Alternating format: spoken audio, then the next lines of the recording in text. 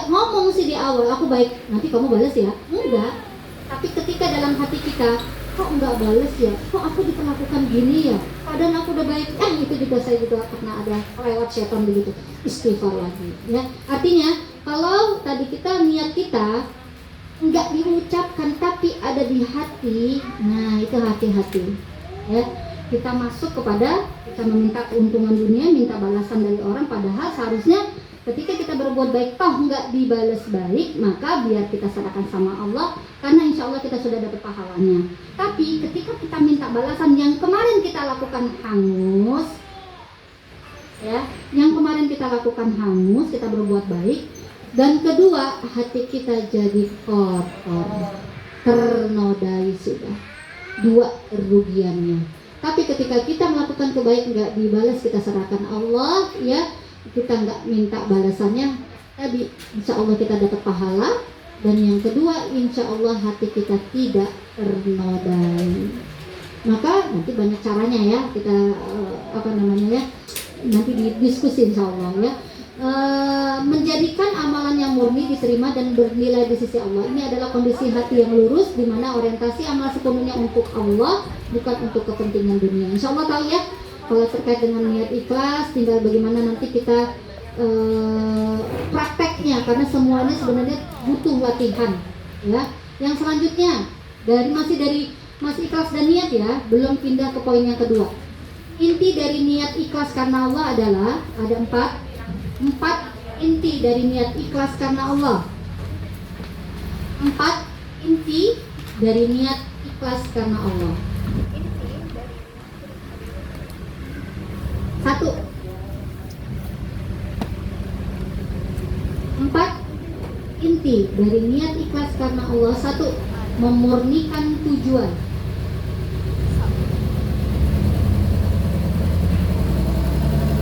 Ya. Kedua, menghindari riya, pamer dan pamrih. 1. Memurnikan tujuan. Kedua, menghindari riya, pamer dan pamrih. Ketiga, belum saya. Umi ulangi, memurnikan tujuan. Kedua, menghindari riya, pamer dan pamrih. Ketiga, keseimbangan ikhtiar dan tawakal. Ketiga, keseimbangan ikhtiar dan tawakal. 1. Memurnikan tujuan. 2. Menghindari riya, pamer dan pamrih. 3. Keseimbangan ikhtiar dan tawakal. 4. Terakhir, fokus pada hati. Masya Allah, indah sekali ini. 4. Fokus pada hati. Ini penjelasan untuk memurnikan tujuan ya.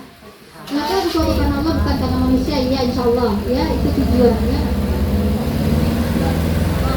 Ikhlas karena Allah. Ketika kita niatnya, misalkan gini, kita bersalawat pengen dapat mobil, kan banyak ya. Bahkan dulu ada ustadz ya yang mau punya mobil, salawatin aja mobil itu ntar dapat. Itu bukan karena Allah. Ya, itu hadiah aja. Yang mana hadiah ini kadang-kadang kalau kita minta sama Allah langsung dikasih. Kan cara Allah mengabulkan doa itu gimana? Ada tiga. Pertama, langsung dikabulkan. Yang kedua, ditahan. Yang ketiga, dialihkan. Dari sakit tadi kita mau ketabrak gitu kan ya. Misalkan mau kecelakaan, Allah alihkan, kan itu tuh. Nah artinya nggak semua ketika kita Allahumma sholli ala Muhammad terus akhirnya ini sudah keliru menurut Imam Al-Qurtubi. Bahkan kata beliau, ketika niat puasa kita untuk menyehatkan lambung itu bukan karena Allah. Beliau sangat hati-hati sekali. Niat puasa ya karena Allah. Lambung sehat itu adalah hadiah dari kita ikhlas karena Allah. Gitu loh. Kita niat baik karena mau baik sama tetangga karena Allah. Tetangga balik baik itu hadiah. Tapi kadang-kadang Allah nggak ngasih langsung ke ininya. Gampangnya ada juga niat baik tetangga kita dijulitin sama tetangga. Ada nggak yang begitu? Ada. Padahal kita niatnya baik, gitu kan? Karena tadi nggak selamanya niat baik itu balasannya sama, gitu loh. Paham nggak sampai di sini? Ya, maka jangan meniatkan segala sesuatu itu bukan karena Allah. Adapun tadi, karena memang sesungguhnya puasa itu secara kesehatan tuh kan A, B, C. Tapi juga jangan ujuk-ujuk diniatkan untuk itu semata-mata. Karena Allah, ya Allah, kalaupun engkau kasih sehat, itu semua karena engkau. Gitu doanya.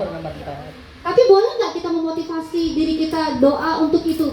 Boleh. Tapi itu dalam rangka ketika kita pertama kali karena Allah. Jangan ujuk-ujuk, aku mau puasa Senin Kamis, untuk apa? Aku mau salat duha, biar aku mau salat tahajud, biar dikabul. Kan gitu tuh banyak ya. Aku mau bersalawat, aku mau zikir, biar dapat yang dituju. innamal a'malu binniyat. Dapat sih. Dapat. Karena kan tujuannya itu. Tapi karena Allahnya dapat enggak? Enggak. Sehatnya mungkin dapat.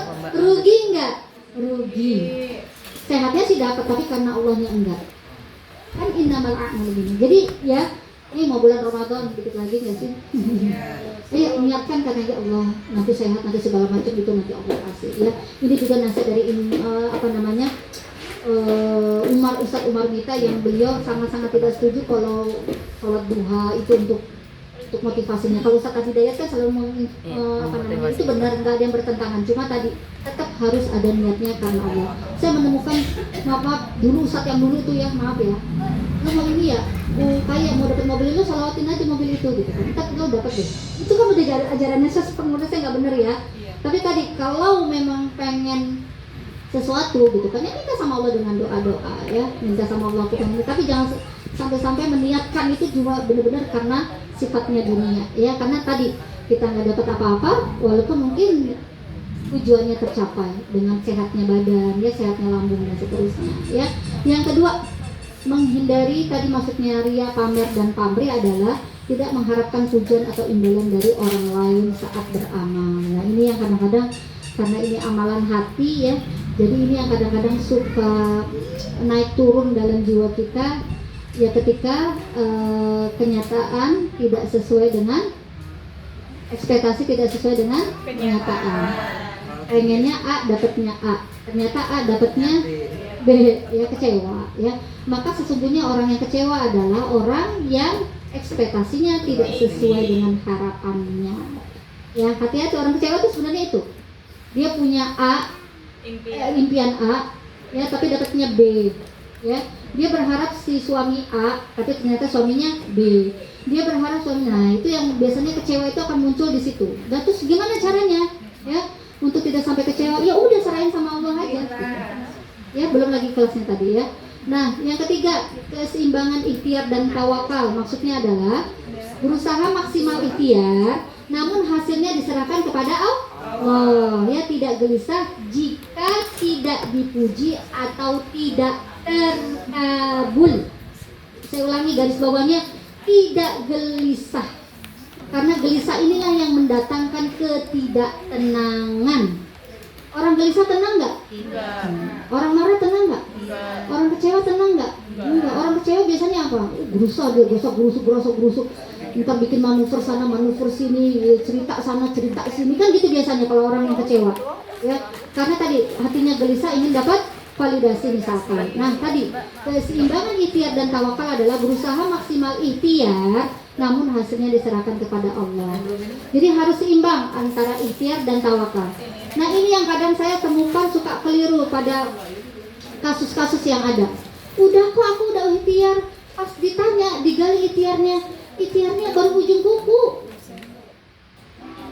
Terus ditanya tawakalnya baru-baru ada. Terus pengen dapat solusi, gimana ceritanya? Saya ini konselor bukan pemberi hidayah, bukan. Kan semua hidayah itu ada di tangan kita. Ya, maka tadi ikhtiar dan tawakal itu nggak boleh begini. Dia harus begini. Nggak boleh begini, tawakalnya begini, ikhtiarnya begini, atau berdua tawakal aja, aku taruh aja lah motorku di luar situ, nggak apa-apa, insya Allah Allah akan menjaga. Aman aja sih, insya Allah nggak ada yang ngambil. Tawakal aja, Udah langsung hadiahin aja sama orang sekalian kan gitu ya. Itu contohnya, karena terlalu tawakal, atau dia hanya mengandalkan ikhtiar aja, nggak diserahin tuh sama Allah. Ini sombong. Siapa kita ya yang merasa hebat dengan ikhtiar kita ya? Jangan sampai. Maka harus seimbang, ya tidak boleh. Karena nanti ketika tidak seimbang, maka itu yang mendatangkan kegelisahan. Ya kok suamiku belum tobat-tobat juga ya? Kok anakku belum ini juga ya? Ikhtiarnya udah sampai mana Pak, Bu?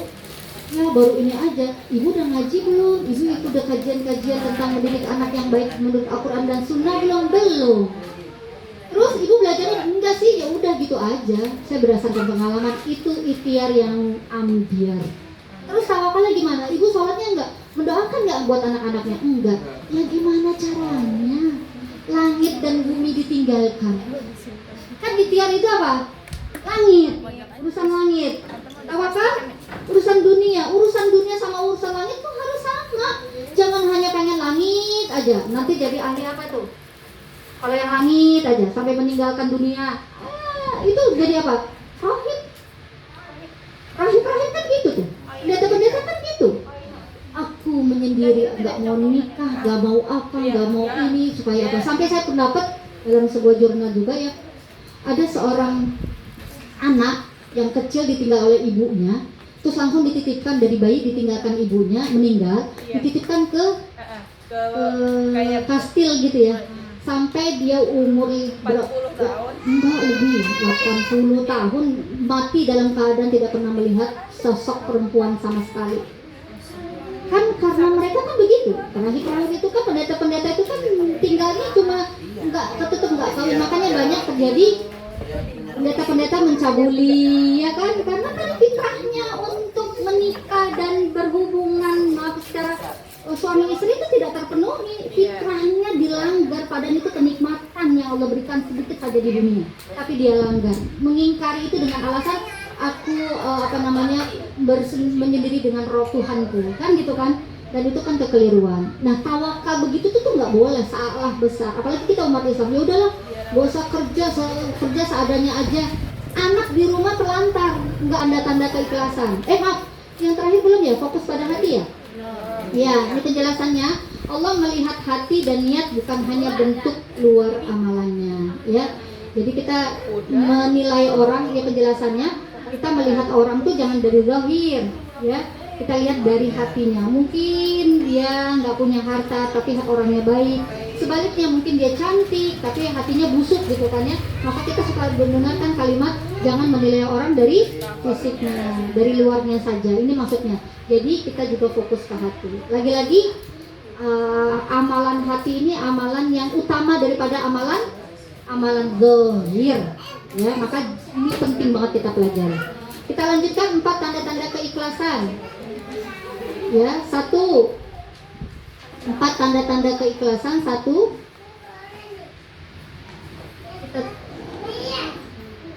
Nanti kalau nggak sampai, saya kasih aja nanti wordnya ya. Berbuat baik tanpa pamrih.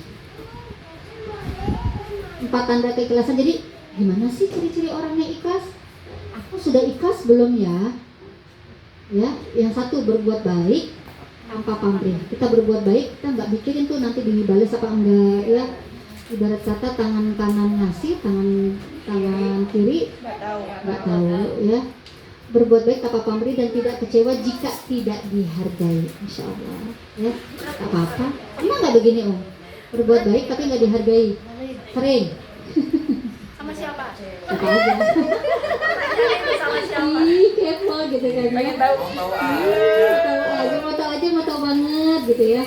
Kedua, tidak iri terhadap keberhasilan orang lain. Julid kalau bahasa sekarang ya. Iya.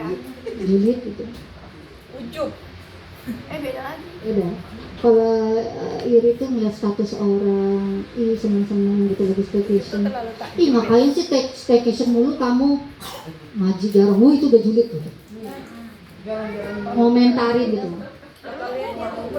Iya. Enggak lulu sih gitu kan, julid tuh juga. Pasang statusnya, Pak Ali lulu sih, julid tuh. 3, selalu bersyukur dalam segala keadaan. Nah tuh tanda-tanda kita ikhlas tuh. Syukur enggak tuh, gitu kan? Tahu nggak? Kemarin saya ngisi di RCP itu kata Ibnu Qayyim. Ibnu Qayyim ngomong begini. Ketika kita mengingkari nikmatnya Allah, ketika kita tidak bersyukur, otomatis kita sedang mengingkari nikmat-nikmat Allah yang lain. Kita nggak bersyukur nih. Ya contohnya, saya punya kasus bagaimana seorang ibu yang kecewa dengan anaknya. Bukan kecewa yang gimana-gimana sih, tapi saya cuma bilang gini, Bu, anak gadis ibu itu masih alhamdulillah daripada anak gadis yang di luar sana yang mensyukuri nikmat-nikmat Allah yang lain, maka kita jadi kufur. Kalau sudah kufur, hati-hati, yang lainnya pun yang besar nanti pun nggak akan kita terasa nikmat. Ya, jadi kalau nggak bersyukur, ingat-ingat, ya Allah, kalau nggak bersyukur nanti aku nggak bersyukur, aku dikasih mata, aku dikasih sehat, pasanganku masih baik, mungkin aku nggak dikasih yang ini, satu anakku belum soleha, tapi nggak apa-apa deh, alhamdulillah ada pasangan yang soleha. Mungkin pasanganku belum, tapi alhamdulillah deh aku dapat anak yang nurut, aku dapat kemudahan dari teman-teman yang lain. Saya kan merasakan gitu juga 3 tahun tuh ya, alhamdulillah suami nggak ada waktu itu karena satu dan lain hal, tapi Allah kasih ini, Allah kasih ini, sehingga jiwa saya tuh tenang. Kalau sudah tenang maka kita berkarya, nggak sibuk sama orang-orang, nggak bodo amat orang ngomong apa, kita nggak sibuk. Tapi kalau kita sibuk sama omongan orang atau kita sibuk sama apa, kita tidak bersyukur, kita tuh nanti akan gini, ya Allah, gitu kan ya. Kok orang nggak gini, kok orang begini, kok orang begini, seharusnya kan orang gini sama saya, seharusnya mau perhatikan, akhirnya apa? Kita jadi nggak berkarya nanti. Karena apa? Sibuk sama pikiran kita sendiri, akhirnya jadi sakit, males kerja. Itu dampaknya banyak banget kalau kita tidak bersyukur. Ya, ingat, kalau nggak bersyukur berarti saya tidak bersyukur atas nikmat mata, nikmat tangan yang sehat, nikmat pekerjaan, nikmat apa. Kumpulin aja nikmat tuh. Kalau udah mulai datang kufur nikmat tuh, astagfirullahaladzim, saya masih punya ini, astagfirullahaladzim, saya masih punya ini. Insya Allah nanti dampaknya kita akan tenang walaupun nggak ada beras di rumah. Itu maksudnya. Tiba-tiba kan ada tetangga yang ngasih. Dan ingat ya, rahasia tenang itu mungkin ketika tenang, kalau kita udah tenang, itu nanti jalan dari manapun hadir gitu. Tok tok tok tok, assalamualaikum, ini ada nasi kuning. Ya kan, tok tok tok tok tok, ini ada ini. Tapi pernah nggak ngalamin begitu? Itu pasti di saat kita udah pasrah sama Allah itu. Iya kan? Nah kalau udah kelimas itu kan kepasrahan, ya udahlah, mau apa lagi, fokus sama hati kita, langsung Allah kasih. Saya ini sedikit cerita, rumah saya yang baru ini, ya mau kami tempati ini ya, untuk Rohama dan Ayah, alhamdulillah, itu di tengah ujung kepasrahan kami, nggak ada niat mau pindah wallahi. Kita cuma begini, waduh, kalau rumahnya murid mau daftar 4 orang tahun depan, kebayang kecilnya kayak apa kan? Tahu yang sudah pernah ragu? Saya ingatkan, jangan pernah ragu, pasrah aja sama Allah. Solusi datang tanpa diduga-duga. Itu nggak masuk akal manusia, tapi itu masuk kepada perhitungannya Allah. Yakin aja. Saya sering menjalani ini selalu, yakin aja, dan benar. Itu rumah 30 juta, renovasinya nggak ada duit, kasih kemudahan. Ada aja mengalir. Ya ada aja. Itu artinya semua itu kalau kita bikin gini, ya Allah gimana ya, ya Allah gimana ya, ya Allah, kan kita nggak tenang nih. Yang nggak tenang itu akhirnya jadi gelisah. Tapi kalau kita pasrah sama Allah beneran, pinjaman lunak itu sampai hadir tanpa harus dibayar kapanpun. Terserah katanya. Saya nggak punya uang nih, tapi Allah kasih itu kemudahan dari siapa? Allah, bukan dari saya. Saya nggak nyangka tadi gini, gimana ceritanya ya? Udah Kak, bismillah. Kita kan sudah selama ini sudah menjalani ya. Yakin aja sama Allah. Benar di titik terpasrah. Nah, sering bukan melakukan itu? Mendapati itu sering bukan? Ibu-ibu sering kan? Di rumah tangganya nggak ada ini, nggak ada itu, nggak ada segala macam, sering kan? Maka tadi ini dilazimkan. Ketika dunia, ketika kayaknya terasa sempit, udah ketuk aja pintu langit dengan apa pasrah. Lagi apa yang kita lakukan adalah baik. Bismillahirrahmanirrahim. Karena tadi pertolongan Allah itu di ujung-ujung bukan? Kalau pertolongan Allah di depan-depan namanya Batman. Ya, jadi pahlawan ya. Bukan, pertolongan Allah tuh nggak pernah di depan. Untuk apa? Untuk menguji keimanan kita. Kita tambah kuat, apa tambah pasrah sama Allah, atau kita jadi kufur, atau kita jadi banyak ngeluh, atau kita jadi banyak ini. Itu tuh Allah ngasih itu supaya apa? Aku pengen lihat nih, ummahat ini nih beriman nggak, dekat nggak sama aku, pasrah nggak nih, bener-bener jujur nggak nih gitu kan ya. Tapi ketika di titik itu nanti Allah kasih ya. Dan itu memang gampang susah karena apa? Wujudnya itu nggak di depan mata soalnya gitu. Kecuali kalau kita pasrah langsung, enggak, kadang-kadang pasrah itu diuji lagi untuk sampai ke titik nadir kepasrahan kita barulah datang solusi. Tapi ingat, pertolongan Allah tuh nggak pernah jauh, selalu dekat, itu aja ingatnya ya. Jadi kalau ada mau itu ingat gitu ya. Terus selanjutnya 4 tanda keikhlasan. 1, berbuat baik tanpa pamrih. Nih kalau tadi ikhlas ya, tidak iri, terus selalu bersyukur dalam segala keadaan. 4, tenang menerima takdir baik maupun buruk. Iya, tanda-tanda nih. Selama ini kita berbuat baik tanpa pamrih nggak? Insya Allah ya. Awalnya insya Allah, tengahnya Masya Allah, akhirnya innalillahi. Yang mana nih? Masya Allah, apa Masya Allah, subhanallah, astagfirullah. Karena kan tadi di awal, di tengah, dan di akhir. Di awal baik nih, bantuin. Di tengah, yang dibantuin ngeselin. Akhir orang belum mati nanti baru kelihatan kita benar-benar enggak. Di tengah ini kita masih di proses tengah nih ya, dengan amalan-amalan kita ya. Jadi tadi berbuat baik tanpa pamrih di awal, di tengah, di akhir. Banyak yang terjerumus di mana? Ayo. Awal oke lah. Terjerumusnya biasanya di mana? Di tengah. Gimana caranya supaya ketika terjerumus bangkit lagi? Istighfar lagi, taubat lagi ya. Terus gitu aja, emang kita tempatnya itu, jadi terus aja begitu ya. Yang kedua, tidak iri terhadap keberhasilan orang lain. Itu tadi melihat staycation tetangganya, aduh gitu kan ya, enak banget gitu kan. Terus kita bilang ya Allah gitu kan ya, jalan-jalan melulu. Nah itu bahaya tuh ya. Hati-hati dengan kalimat-kalimat yang bisa menjatuhkan kita kepada perbuatan-perbuatan yang iri, karena perkataan kita itu dari hati kita ya. Nggak mungkin perkataan itu datangnya bukan dari hati. Hati itu penggerak lisan, penggerak perbuatan ya. Selalu bersyukur dalam keadaan. Kalau bersyukur ketika punya duit bisa nggak? Bersyukur nggak punya duit susah ya. Bersyukur suaminya Masya Allah, Masya Allah tuh, sampai lapas jalan Allah, Masya Allah. Tapi ketika suaminya innalillahi, astagfirullah. Ingat, mungkin suami saya yang belum dapat, mungkin besok. Tapi kan saya di masih ada di sini, masih ada ini gitu loh ya. Walaupun tadi nanti pada prakteknya nggak selamanya harus bersyukur kalau udah menyakiti mah, gitu kan maksudnya ya, beda konsep. Ini maksudnya tadi ketika memang keadaan belum ideal, ingat-ingat gitu dengan keadaan-keadaan yang sudah Allah kasih lain. Yang keempat, tenang menerima takdir baik maupun buruk. Aduh, kebakaran, musibah di teman-teman saudara-saudara kita di mana?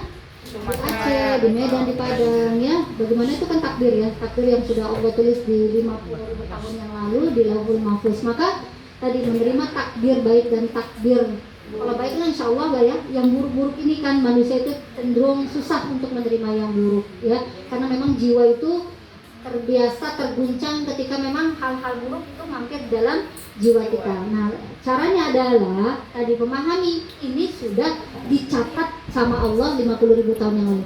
Nggak mungkin Allah salah nulis, nggak mungkin salah orang. Ya insya Allah ini sudah, dan nggak mungkin. Kalau kemarin saya belajar tentang bagaimana anak-anak ketika kajian pranikah, terus gimana? Kalau suami pasangan berubah dengan ikhtiar, dengan doa. Misalkan nih ya, kan gini loh, kita misalkan kita udah tahu nih calon pasangan kita NPD misalkan, kita tahu nih, tapi kita tetap mau milih sama dia gitu. Itu takdir kalau udah terjadi. Tapi kita bisa nggak nolak dia? Bisa. Dengan apa? Dengan ilmu, dengan minta petunjuk sama Allah, dengan membersihkan jiwa, bukan karena cinta kan gitu ya, tapi karena akal sehat. Udah jelas-jelas nih, misalkan sebelum kenal aja sudah dapat informasi nih, tukang pukul lah, tukang mabuk, itu kan bisa kita cegah dengan kebersihan hati kita untuk tidak menikah dengan dia. Tapi ketika itu dia lakukan dan dia menikah, akhirnya takdir nggak? Takdir. Tapi bisa dipilih sebenarnya di awal. Tapi mungkin karena kurang bagian dari takdir. Nah tadi kita tuh susah menerima takdir-takdir yang buruk biasanya karena tadi jiwa itu tadi kalau dalam surat Al-Baqarah itu ketakutan, khauf, apalagi kehilangan jiwa kan, goncangan itu kan sifat-sifat manusia tuh begitu. Dan kita cenderung karena kalau dapat kayak gitu, aduh masya Allah ya susah ya gitu kan ya. Tapi tadi intinya adalah kita harus menerima takdir buruk dan takdir baik. Terus mengapa hal ini penting? Mengapa ya? Mengapa hal ini penting? Amal diterima hanya karena ikhlas. Amal diterima hanya amal yang ikhlas karena Allah dan diterima dan bernilai di sisinya. Mendapatkan pahala, ya amal kecil yang ikhlas bisa menjadikan besar pahalanya, sedangkan amal besar tanpa ikhlas bisa sia-sia. Yang kecil karena Allah bisa besar, yang besar karena tidak karena Allah bisa sia-sia. Ya, jadi jangan lihat besar kecilnya, tapi keikhlasannya. Ya, ini yang kedua ilmu. Tadi kan praktis sebentar. Langkah-langkah praktisnya yang pertama kan ikhlas dan niat. Ya. Yang kedua adalah ilmu. Dan yang ketiga adalah apa? Kesabaran dan syukur. Keempat adalah tawakal dan ridho. Kelima menghindari dosa. Sudah jam berapa? Sampai jam berapa saya? 11 sampai jam berapa? Udah mau zuhur. Untuk tanya jawabnya. Udah ya? Udah. Baik. Ini saya coba singkat-singkat saja. Kenapa saya cukup diikhlas? Karena ini menjadi momen yang penting. Berilmu ya. Kalau berilmu, berpegang teguh pada ilmu dan agama yang benar ya, bukan sekedar tahu, tapi mengamalkan, bukan hanya membaca atau mengetahui secara teori ya. Sumber ilmu yang benar, pedoman hidup, menjauh dari yang salah, menghasilkan ketenangan, tegas dan konsisten. Sedangkan kesabaran dan syukur, menerima takdir Allah dan mensyukuri menikmatnya. Kesabaran dan syukur adalah dua sikap yang fundamental ya, yang pasti melengkapi untuk mencapai kebahagiaan dan ketenangan ya. Dan selanjutnya arti sabar nih, ada definisi sabar, ada definisi syukur ya. Ini nanti insya Allah saya kasih ke Mbak Tili ya, untuk diberikan di grup nanti insya Allah. Dan kunci kebahagiaan ya, kunci kebahagiaan itu apa? Ibu, kunci kebahagiaan itu sebenarnya apa sih? Ya, selain ikhlas tadi, sabar dan syukur ya. Keduanya adalah kunci sukses dunia dan akhirat, saling melengkapi dalam setiap keadaan, saling menguatkan, cerminan iman dan seterusnya ya. 4. Tawakal dan ridho ya, berserah diri sepenuhnya kepada Allah dan ridho terhadap keputusannya. Tawakal adalah berserah diri sepenuhnya kepada Allah setelah berusaha ikhtiar dengan maksimal ya. Tawakal artinya, dan di sini ada ridho juga ya, hubungan kedua antara tawakal dan tawakal dan ridho itu adalah hubungannya apa nih? Tawakal adalah proses usaha dan penyerahan, sementara ridho adalah hasilnya. Saya ulangi, hubungan antara tawakal dan ridho adalah tawakal adalah proses usaha dan penyerahan, sementara ridho adalah hasil, yaitu penerimaan terhadap keputusan Allah atas usaha yang sudah kita lakukan. Itulah namanya ridho. Seorang yang tawakal akan terbawa untuk ridho terhadap Allah atas qada dan qadarnya ya. Kita lanjutkan sebelum kita tutup. Dan menghindari dosa di sini ya, menjauhi segala bentuk maksiat, syirik dan hal-hal yang mengotorinya ya. Maksud utama dari menghindari dosa wujud ketakwaan, ketenangan jiwa. Jadi kita menghindari dosa itu karena wujud ketakwaan kita sama Allah, takut akan melakukan itu karena takut Allah. Ketenangan jiwa, insya Allah ketika kita menghindari dosa kita akan tenang. Menghapus dosa kecil, mendapatkan keberkahan menuju surga. Cara-cara menghindari dosa, memperkuat iman, bertobat, nasuha tuh tadi ya, menyadari godaan setan, berpikir positif tuh. Lingkungan yang positif. Nah, lingkungan positif ini nih, alhamdulillah mudah-mudahan ini menjadi lingkungan yang positif ya. Karena tadi ternyata untuk menghindari dosa itu kita butuh orang yang mengingatkan. Jangan merasa diri kita hebat. Ya, kita itu bukan siapa-siapa, kita harus punya circle. Untuk apa? Untuk supaya kita tidak terhindar dari dosa ya. Berpegang pada ajaran agama. Nah, dari tazkiyatun nafas ini ya yang sudah kita coba tadi bedah sedikit ya, walaupun tidak tuntas di akhir-akhirnya, hasil akhir boleh dicatat. Hasil akhir dari tazkiyatun nafas atau kita belajar tazkiyatun nafas ya, hasil akhirnya adalah jiwa yang tenang.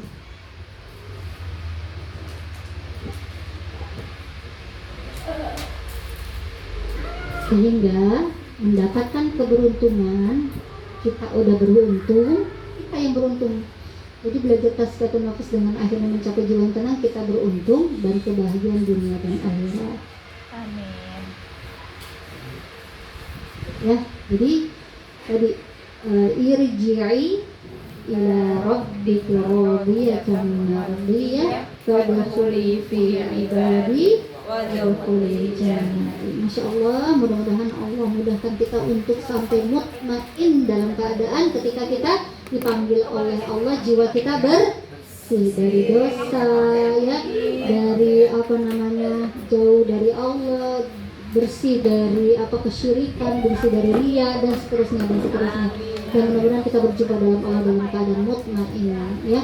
Aku qouli hadza astaghfirullahaladzim. Allahumma sholli ala Muhammad. Assalamualaikum warahmatullahi wabarakatuh.